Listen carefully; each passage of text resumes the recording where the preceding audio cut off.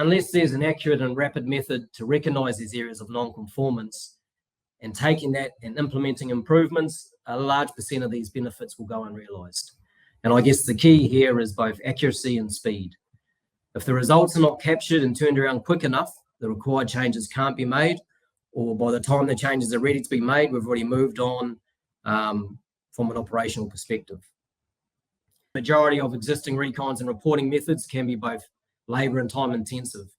It involves the manual ID and digitisation of tows, sectioning of ore, and the generating of reports. The majority of mines nowadays, fortunately, do collect a high level of data. Unfortunately, only a small percent of this data seems to get used to its full capacity. And one of the reasons for that is actually taking that raw data and transforming it into something usable. It becomes quite a time-consuming process, and sites and mining operations often don't have the available manpower to dedicate to doing that. A lot of sites we see are time poor, and from a manning sense, resource poor.